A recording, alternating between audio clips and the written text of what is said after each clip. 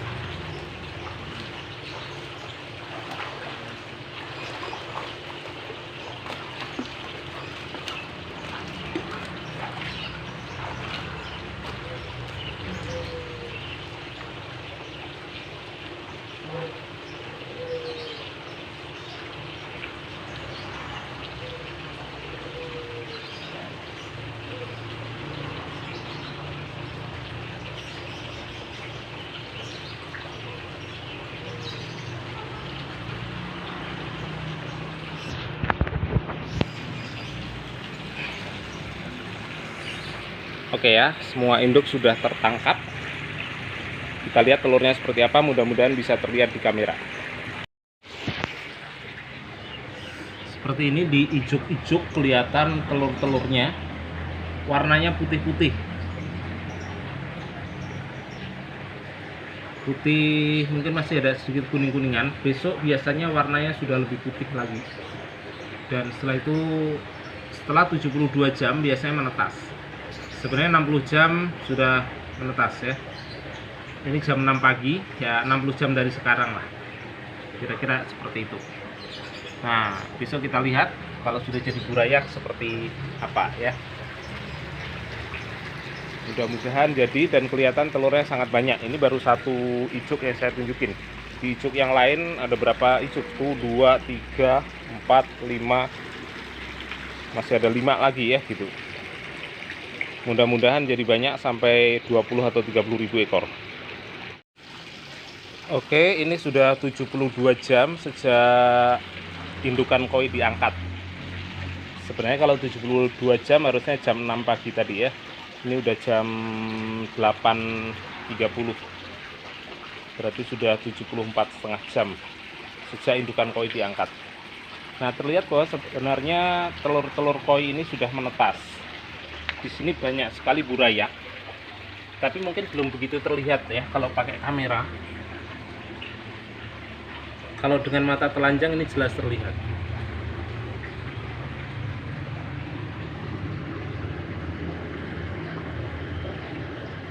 Nah, seperti itu mungkin kelihatan ya. Burayaknya sudah bergerak-gerak. Nah, sementara kalau di ijuk masih ada telur yang belum menetas. Saya nggak tahu jadi menetas atau itu nggak jadi. Tapi yang jelas burayak ini sudah sangat banyak ya. Nah, untuk itu saya akan mencoba memberikan makanan berupa kutu air. Ini kutu airnya. Segini saja cukup ya, satu gayung. Satu gayung sudah cukup. Kita bagi rata.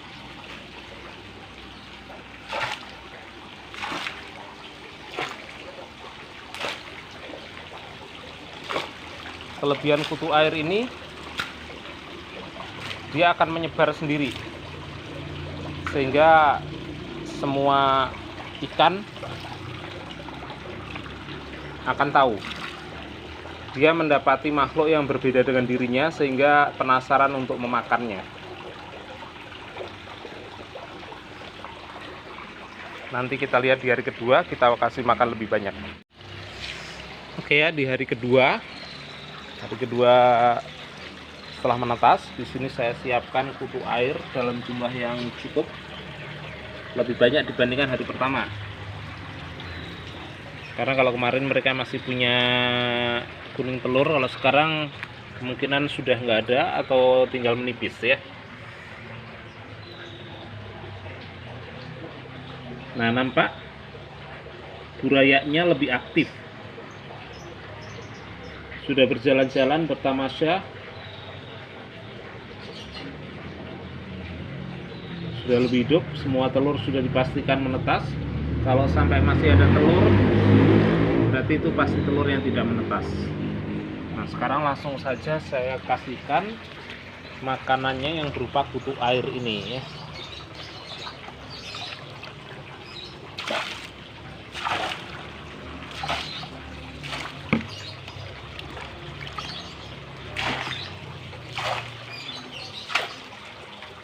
Kutu air ini karena bergerak mengambang-ambang di dalam air, maka nanti kutu air ini akan menyebar merata, sehingga semua buraya akan tahu posisi makanannya. Berbeda kalau misalkan saya kasih cacing sutra.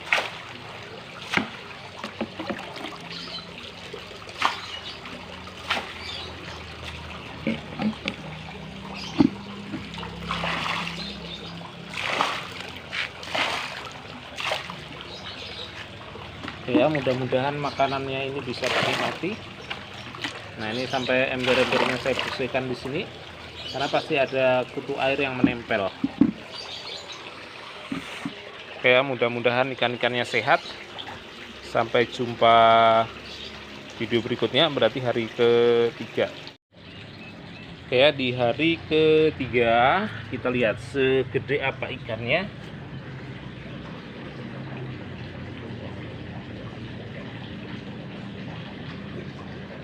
Terlihat ya, mungkin sedikit ada pertumbuhan. Warna ikan ya tentunya masih belum menggambarkan warna besarnya nanti. Dia masih kelihatan putih polos, agak kekuning-kuningan. Hari ini saya akan berikan kutu air seperti biasanya. Kali ini saya kasih kutu air 2 ember ya.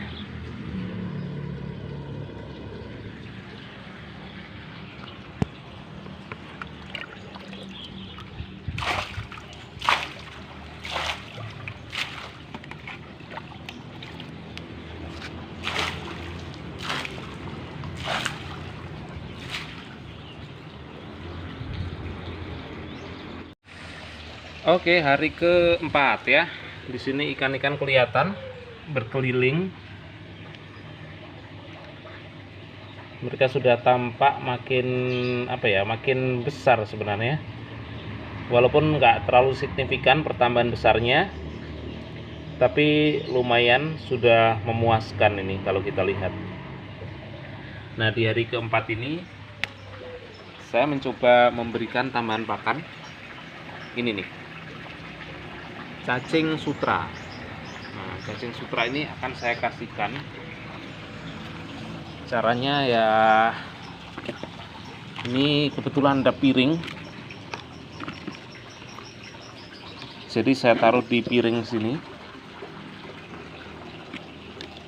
kemudian di piring berikutnya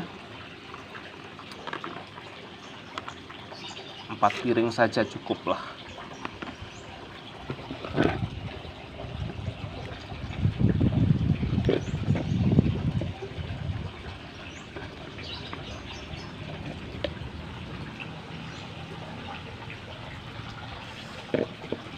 Nah, ini cuman piringnya ini nggak bisa tenggelam ya, jadi nanti perlu saya kasih batu. Saya masuk ke kolam dulu.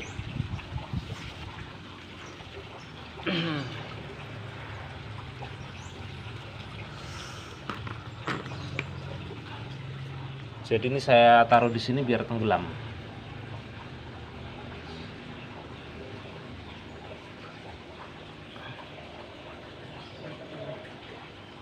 Nah, gitu ya, ditenggelamkan.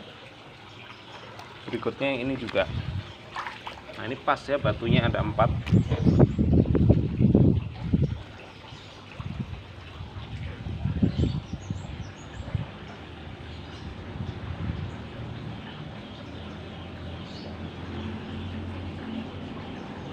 Nah, pelan-pelan masukkannya.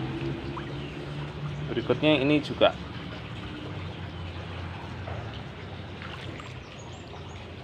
Saya masukkan di sini.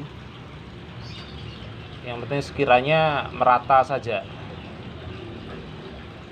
Ini kalau terlalu cepat nanti cacingnya tiba-tiba malah mengambang keluar dari piring. Dan yang terakhir ini.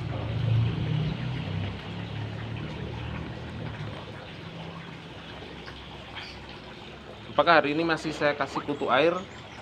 Iya, masih ya. Tetap kutu airnya saya kasih. Karena kalau cacing sutra yang berada di satu tempat ini, saya perkirakan pasti masih banyak buaya yang nggak tahu kalau di sini ada makanan. Biasanya makanan yang mendatangi mereka. Tapi kali ini mereka yang harus mendatangi untuk cacing sutra. Nah, karena itu nanti akan saya kasih kutu air. Saya kira untuk kutu air nggak usah saya videokan ya, karena dari kemarin-kemarin sudah. Oke, hari kelima. Di hari kelima ini saya tidak melakukan syuting di pagi hari, tapi di sore hari. Di sore hari biasanya kolam cenderung kelihatan lebih kotor, karena dengan adanya sinar matahari, maka kotoran-kotoran yang ada di dasar nanti akan cenderung naik. Jadi mungkin warna ikannya jadi kurang begitu jelas ya. Nah, pada hari kelima ini di pagi hari tadi ya seperti biasa saya kasih kutu air. Sisa cacing di hari keempat masih ada. Cuman di sore ini saya coba satu jenis makanan. Ini pengenalan dari makanan pabrikan yang pertama, yaitu saya pakai yang namanya Fengli. Fengli ini adalah pelet untuk udang. Kenapa saya pilih pelet udang? Karena pelet ini cukup lembut dan berbau. Jadi ikan nanti akan berusaha mengejar. Mungkin sampai saat ini ada ikan-ikan yang tidak tahu adanya cacing ya. Karena cacing ini nggak bergerak kemana-mana. Sangat berbeda dengan kutu air. Nah, karena itulah saya kasih Fengli ini, saya sebarkan ya. Mudah-mudahan mereka mengenali. Harapannya seperti itu, mereka kenal dan ada bau-baunya sehingga mereka akan nyoba.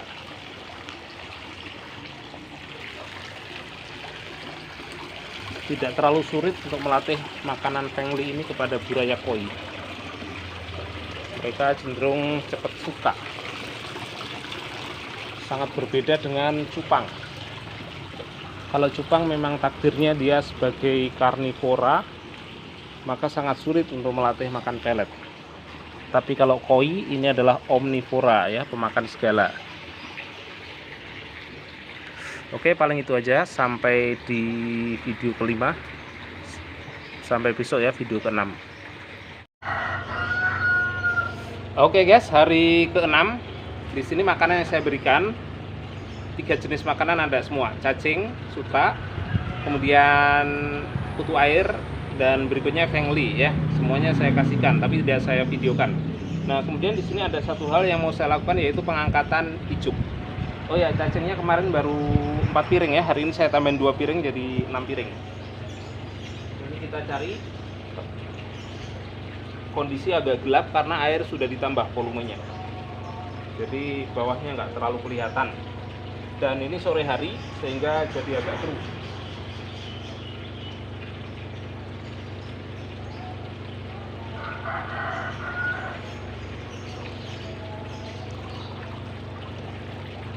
Berikutnya lagi saya ngangkat icuk ya, yang kemarin menjadi sarang telur koi.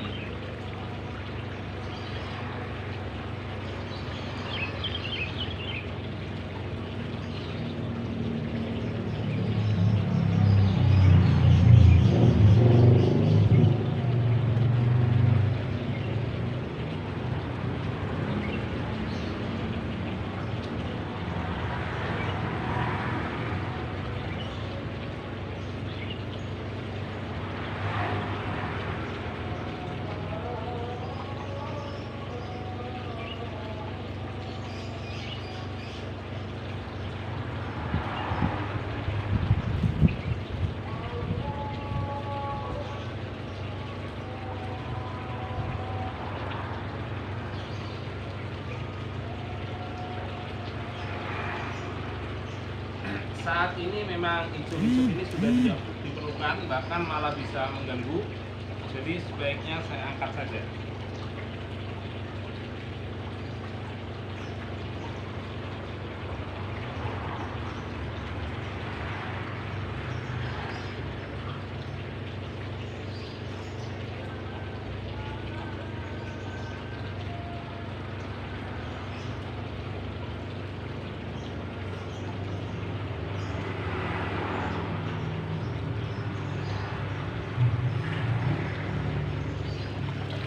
Icuk lagi.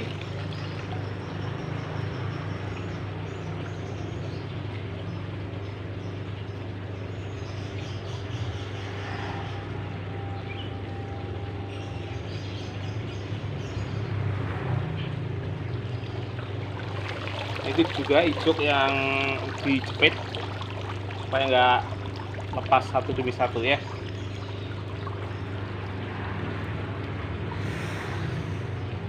Oke ya, demikian tadi yang saya lakukan di hari ke-6. Sebenarnya dari kemarin-kemarin icuk sudah bisa diangkat ya gitu. Dan ini mungkin masih ada 1 atau 2 yang belum terangkat, walaupun sebenarnya nggak terlalu mengganggu ya, tapi memang sebaiknya diangkat. Oke, sampai jumpa di hari ke-7. Oke ya, ini hari ke-11. Buraya-buraya ukurannya sudah bagus, ada yang terlalu besar malahan.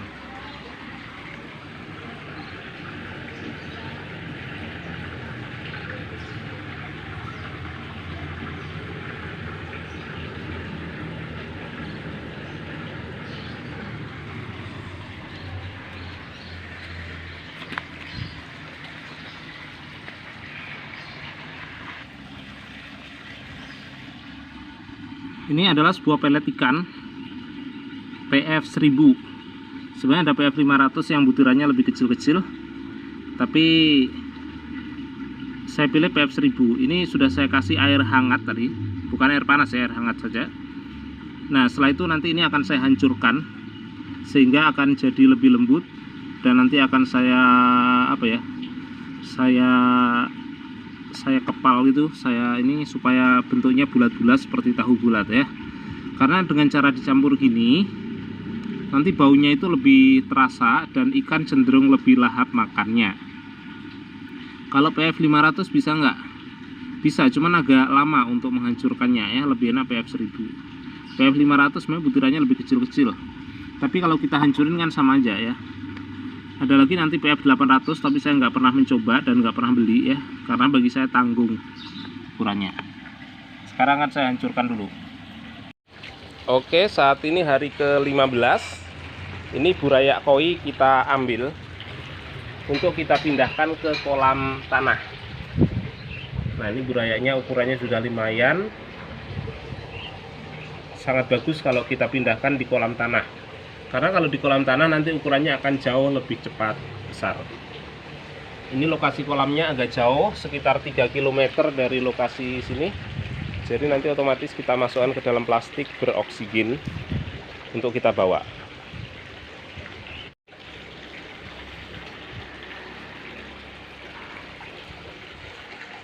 Nah, ini nampak yang ada di dalam serok.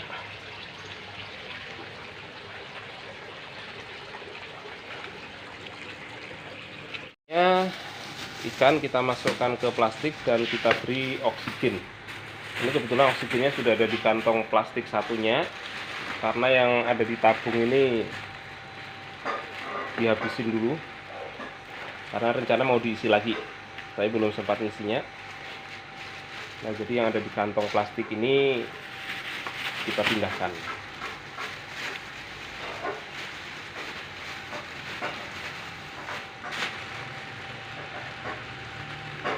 Dengan cara gitu oksigen berpindah.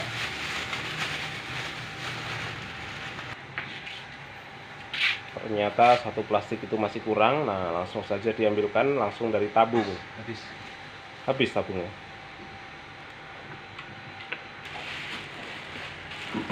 Selanjutnya yang di plastik kita ikat.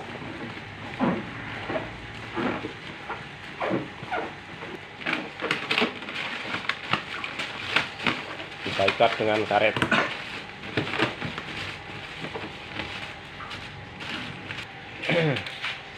Alhamdulillah sudah dapat 3 kantong. Saat ini ikan sudah masuk ke dalam serandul ya. Nanti akan kita bawa pakai sepeda motor. Oke, ini dalam perjalanan membawa 4 kantong ikan koi.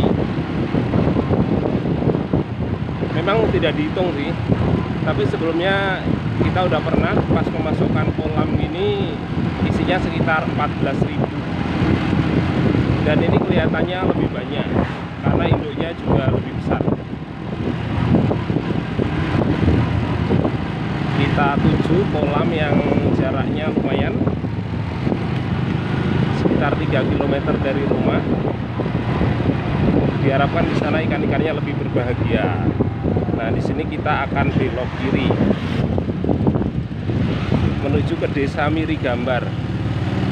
Jadi kalau tempat tinggal koi tadi sebelumnya di kolam semen itu di Desa Tunggangri, sekarang mau masuk ke kolam tanah di Desa Miri Gambar.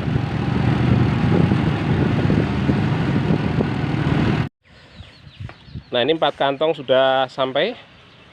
Rencana langsung kita masukkan di kolam depan ini ya. Ini di sebelahnya juga ada ikan koi yang sudah besar-besar.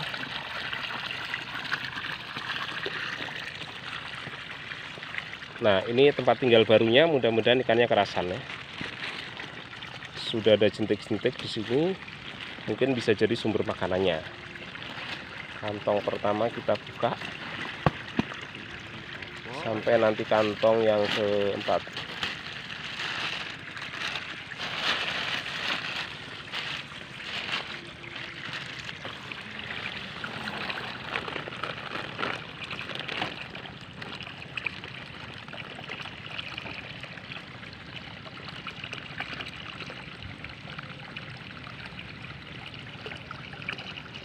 Nah, ikan sudah keluar.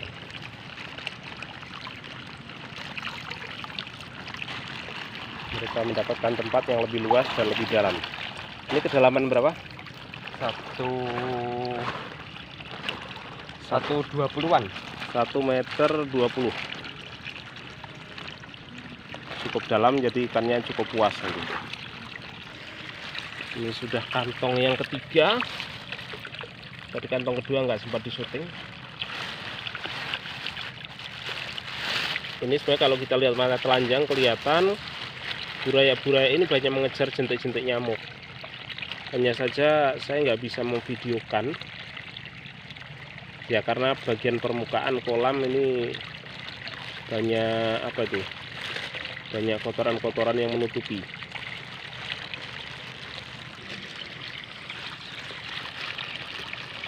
Ini kantong keempat.